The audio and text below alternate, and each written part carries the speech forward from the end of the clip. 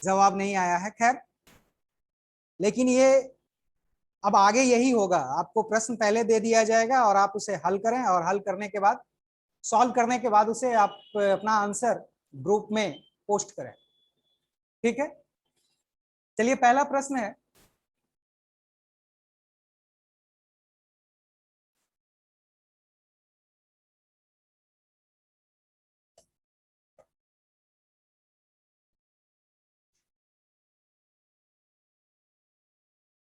पहला प्रश्न है कि विकास पंचायत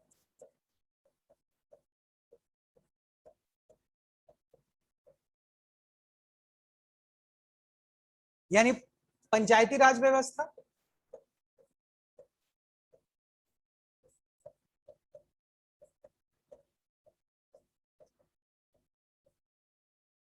विकास पंचायत यानी पंचायती राज व्यवस्था और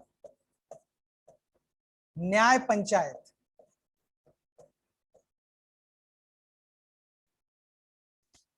अर्थात न्याय।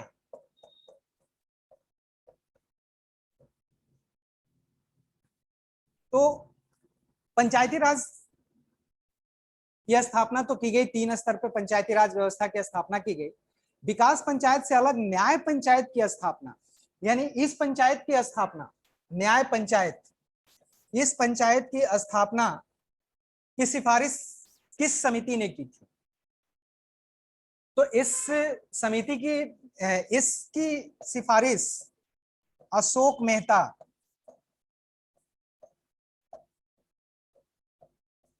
अशोक मेहता समिति ने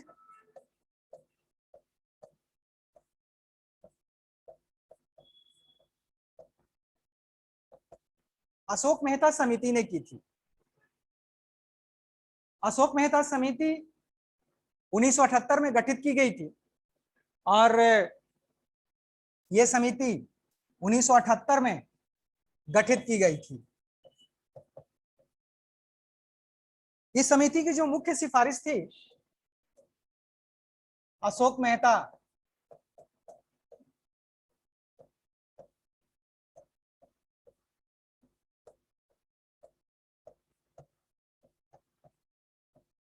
उन्नीस में गठित की गई थी, जिसने न्याय पंचायत की सिफारिश की थी।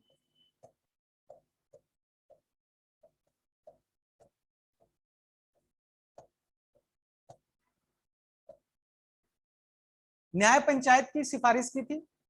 इसके अतिरिक्त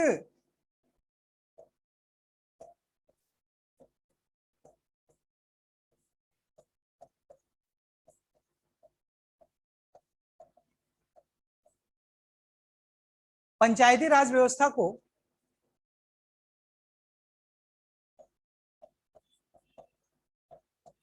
दो स्तर पर लागू करने की बात की थी, दो स्तर पर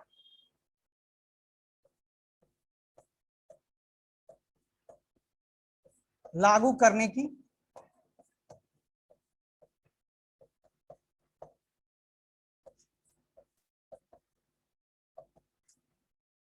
थी, यानी पंचायती राज व्यवस्था को 2 स्तर पर लागू किया जाए। और इसी समिति ने न्याय पंचायत की भी सिफारिश की थी।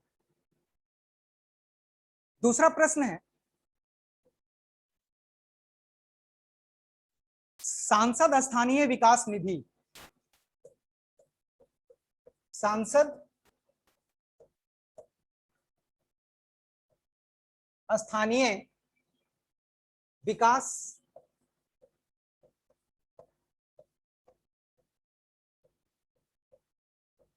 निधि की स्थापना कब की गई थी? की स्थापना, इसकी स्थापना 1995 में की गई थी। 1995 में भारत के प्रधानमंत्री पीवी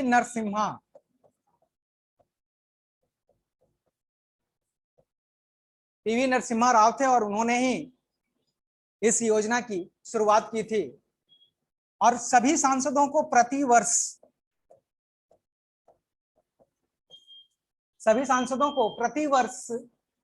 5 करोड़ रुपए अपने क्षेत्र के विकास के लिए, अपने क्षेत्र के विकास के लिए दिए जाएंगे।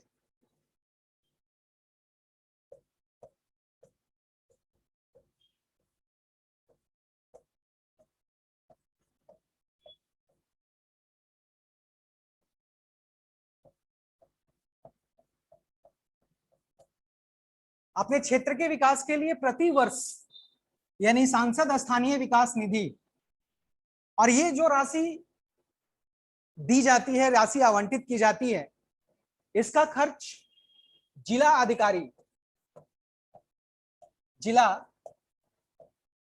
अधिकारी द्वारा किया जाता है।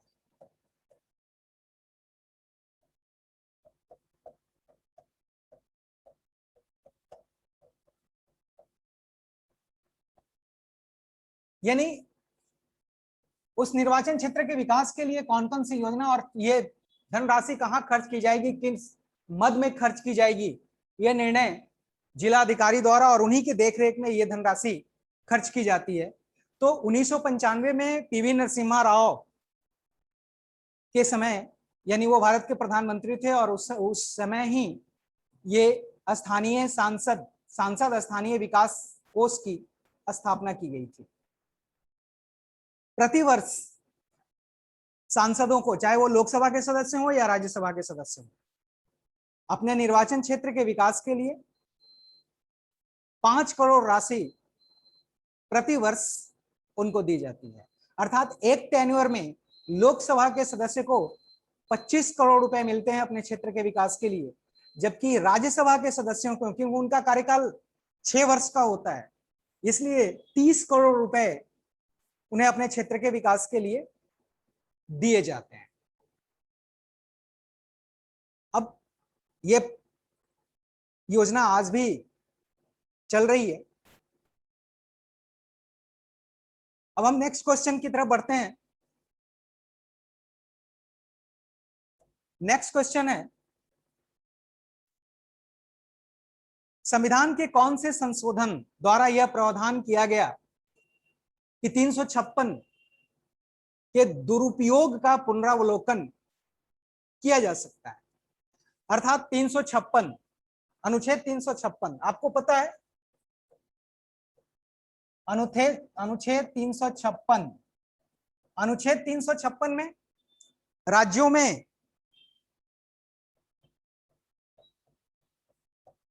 राष्ट्रपति शासन से संबंधित है। ये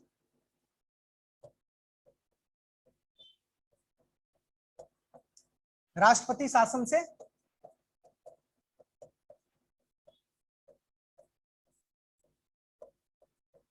संबंधित, यानी अनुच्छेद 356 में यह आपातकाल के प्रावधान के अंतर्गत आता है कि जब राज्यों में संवैधानिक तंत्र विफल हो जाता है, संविधान के अनुसार शासन नहीं होता है, तो केंद्र राज्य की पूरी शासन व्यवस्था अपने हाथों में ले लेती है। और चूंकि राज्यपाल केंद्र के प्रतिनिधि होते हैं, इसलिए पूरी शासन व्यवस्था या शासन की जिम्मेदारी राज्यपाल के पास आ जाती है। तो धारा 356 में जब कभी अगर राष्ट्रपति ऐसा निर्णय लेते हैं, तो इस निर्णय के खिलाफ, यानी राष्ट्रपति शासन के निर्णय के खिलाफ, हेलो माइक ऑफ कर लीजिए, या कोई क्वेश्चन है तो पूछिए, अदरवाइज माइक ऑफ कर लीजिए। तो राष्ट्रपति शासन से संबंधित है ये धारा 356, और जब कभी राष्ट्रपति किसी राज्य में राष्ट्रपति शासन की सिफारिश करते हैं, और तो इस निर्णय को न्यायालय में चुनौती दी जा सकती है। न्यायालय में चुनौती दी जा सकती है।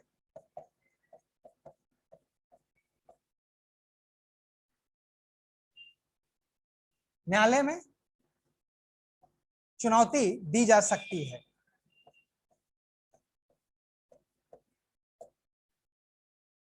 यह व्यवस्था बेसिकली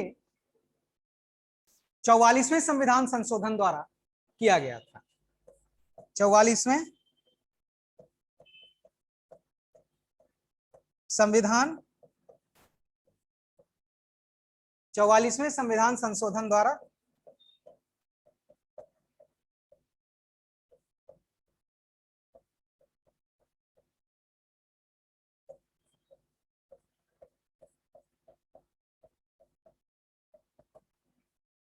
चौवालीसवें संविधान संशोधन द्वारा यह व्यवस्था की गई कि अगर राष्ट्रपति धारा 356 की सिफारिश करते हैं और राज्य में राष्ट्रपति शासन लागू किया जाता है तो उनके निर्णय को चुनौती दी जा सकती है। यह व्यवस्था संविधान के 44वें संविधान संशोधन ये व्यवस्था संविधान के 44वें संशोधन द्वारा किया गया। अब नेक्स्ट क्वेश्चन है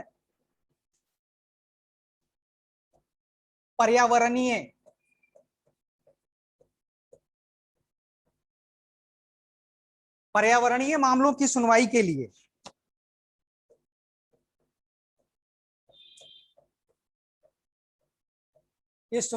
लिए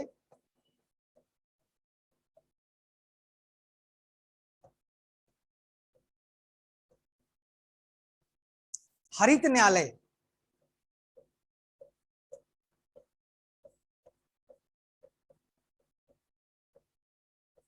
का गठन कब किया गया था? मैंने कल भी बताया था क्लास में। हरित न्यायालय का गठन कब किया गया था? दरअसल इस प्रकार के मामलों के निपटारे के लिए, इस प्रकार के मामलों की सुनवाई के लिए वर्ष 2012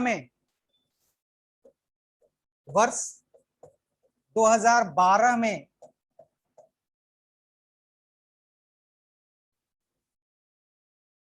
ये हरित न्यायालय का गठन किया गया था और इसमें इन्वायरमेंट से संबंधित इश्यूज होते हैं, इन्वायरमेंट से संबंधित डिस्प्यूट होते हैं। कई बार अगर बांध का निर्माण किया जा रहा है, नए किया जा रहा हो या फिर नए उद्योग स्थापित किए जा रहे हो, वैसी स्थिति में पर्यावरण असंतुलित होने की आशंका रहती है क्योंकि बड़े पैमाने पर पेड़ काटे जाते हैं। तो वैसी स्थिति में पर्यावरण पर एक नकारात्मक प्रभाव पड़ता है, नेगेटिव इफेक्ट होता है और ऐसे अगर मामले आते हैं तो फिर इसकी सुनवाई हियरिंग ग्रीन ट्राइब्यूनल्स में की जाती है और इसकी स्थापना वर्ष 2012 में की गई थी। हरित न्यायालय की स्थापना वर्ष 2012 में की गई थी। अब नेक्स्ट क्वेश्चन की तरफ हम बढ़ते हैं। नेक्स्ट क्वेश्चन है, भारत में पहली बार किस वर्ष निर्वाचन आयोग को बहुसदस्यीय बनाया गया? अभी पता है कि निर्वाचन आयोग में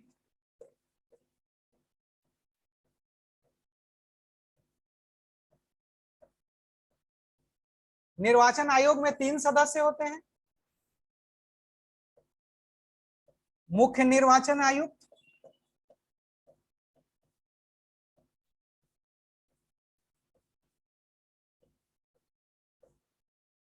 फिर चुनाव आयुक्त या निर्वाचन आयुक्त,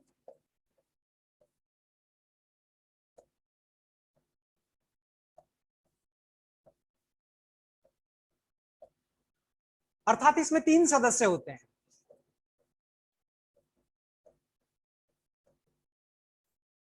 तीन सदस्य होते हैं। 16 अक्टूबर यानी 15 अक्टूबर तक तो ये एक सदस्यीय था, यानी सिर्फ एक चुनाव आयुक्त होते थे। लेकिन 16 अक्टूबर 1989 से, यानी 16 अक्टूबर 1989 से इसे बहुसदस्यीय बना दिया गया, यानी बहु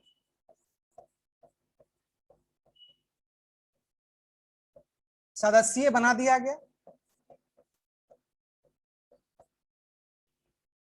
फिर 1990 में फिर से ये आदेश वापस ले लिया गया और फिर से इसे एक सदस्यीय बना दिया गया, यानी 16 अक्टूबर 1990 को 89 को इसमें चुनाव आयुक्त, मुख्य एक चुनाव आयुक्त के अतिरिक्त और चुनाव आयुक्त नियुक्त किए गए। फिर 1990 में इसे वापस एक सदस्यीय बना दिया गया। फिर 1993 में 1993 में इसे 3 सदस्यीय बना दिया गया, 3 सदस्य नियुक्त किए गए, 3 सदस्य, 3 सदस्य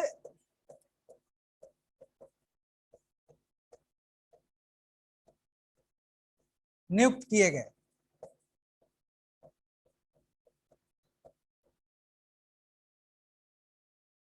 इसमें अब एक मुख्य निर्वाचन आयुक्त होते हैं और 2 निर्वाचन आयुक्त होते हैं। अगर कभी किसी निर्णय लेने में अगर तीनों की मत भिन्नता होती है, वैसी स्थिति में बहुमत के आधार पर निर्णय लिया जाता है। बहुमत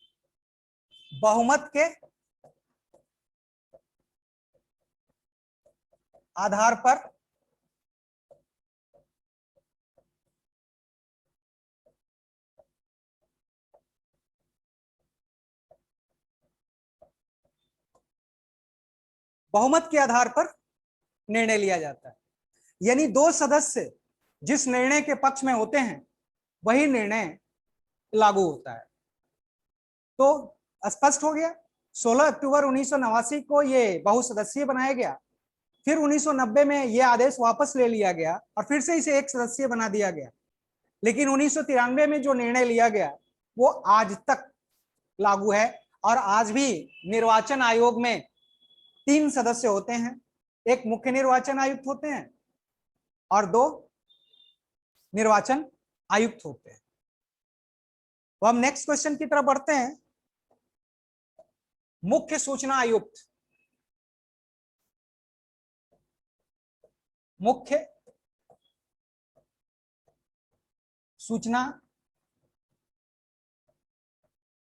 आयुक्त, मुख्य सूचना आयुक्त का कार्यकाल कितने वर्ष का होता है? भारत में सूचना का अधिकार लागू है, सूचना का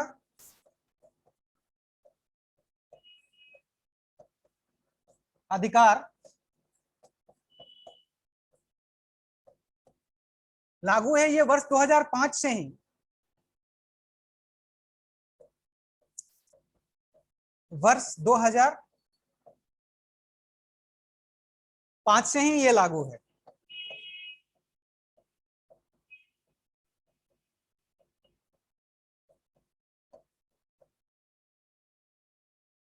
इसके आयुक्त अर्थात जो कमिश्नर होते हैं, चीफ इंफॉर्मेशन कमिश्नर का कार्यकाल 5 वर्ष का होता है, 5 वर्ष या 65 वर्ष की आयु।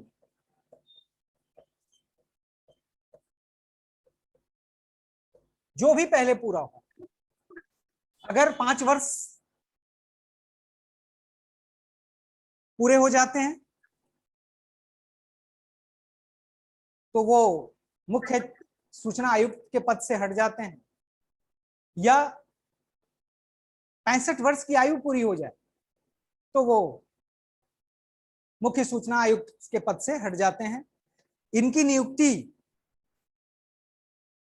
यानी मुख्य सूचना आयुक्त की नियुक्ति राष्ट्रपति द्वारा की जाती है।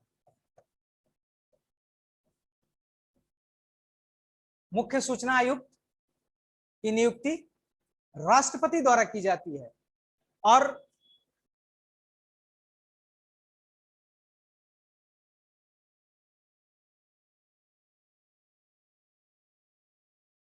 इन ये मुख्य सूचना आयोग, राष्ट्रीय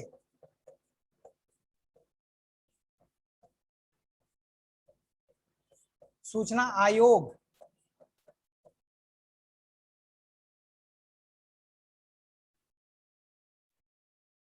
इसमें मुख्य सूचना आयुक्त के साथ साथ 10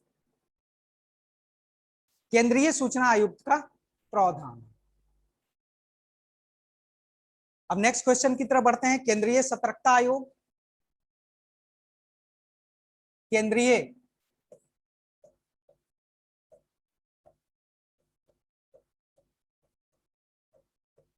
सतर्कता आयोग, इसका उद्देश्य क्या है?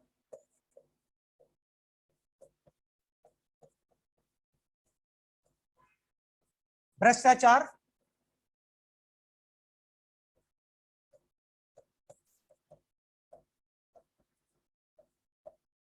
भ्रष्टाचार का उन्मूलन करना। दरअसल केंद्रीय सतर्कता आयोग का गठन कब और किस समिति की सिफारिश पर किया गया? यानी इस आयोग का गठन कब और किस समिति की सिफारिश पर, यानी कौन सी समिति ने केंद्रीय सतर्कता आयोग का गठन? तो इसकी स्थापना 1964 में संसद के एक संकल्प द्वारा स्थापित की गई थी। संकल्प द्वारा इसकी स्थापना की गई थी।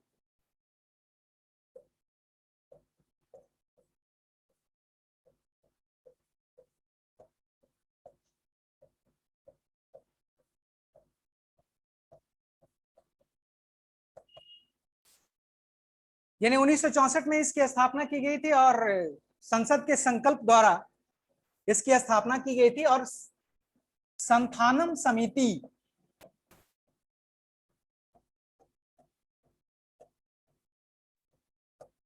संथानम समिति ने इस आयोग के गठन की सिफारिश की थी। तो इस प्रकार भारत में केंद्रीय सतर्कता आयोग का गठन हुआ।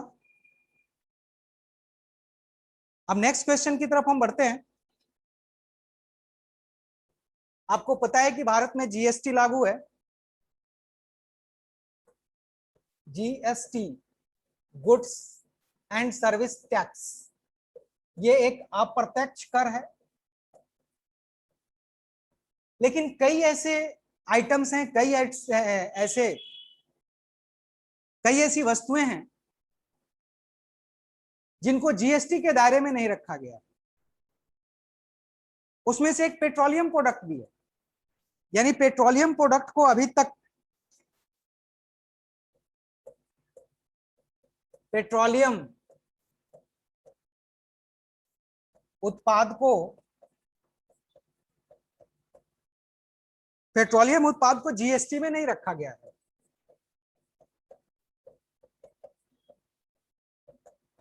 जीएसटी में नहीं रखा गया है।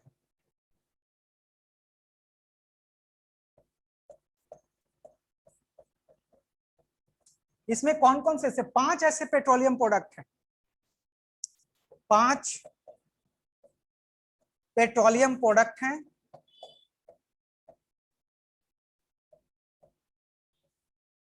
जिन्हें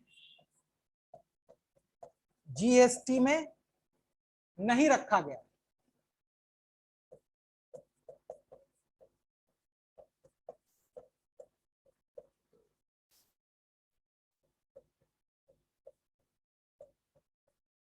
ये कौन कौन सा पेट्रोलियम प्रोडक्ट है? 3 मिनट बचा हुआ।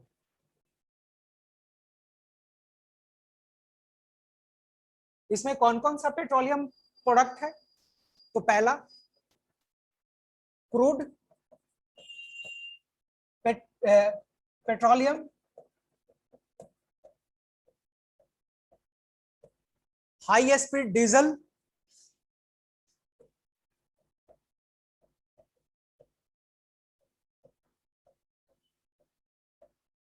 High speed diesel, petrol, petrol, प्राकृतिक गैस,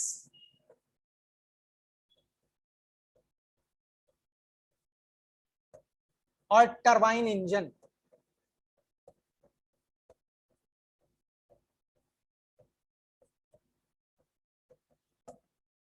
ये 5 ऐसे प्रोडक्ट्स हैं जो जीएसटी के दायरे में नहीं आते। वैसे पेट्रोलियम प्रोडक्ट जीएसटी के दायरे में है नहीं। High speed diesel, crude petroleum, petrol, प्राकृतिक गैस और टरबाइन इंजन, इनको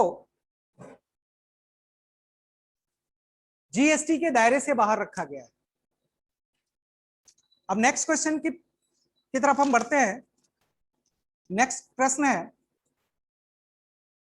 आपको पता ये जब बंगाल में ब्लैक होल्स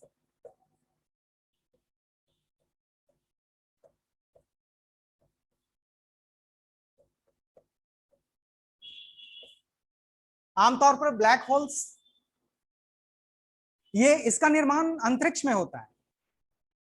जब तारों का अंत होता है तो वो सेल्फ ग्रेविटेशनल फोर्स के कारण वो इतना कॉन्सेंट्रेट हो जाते हैं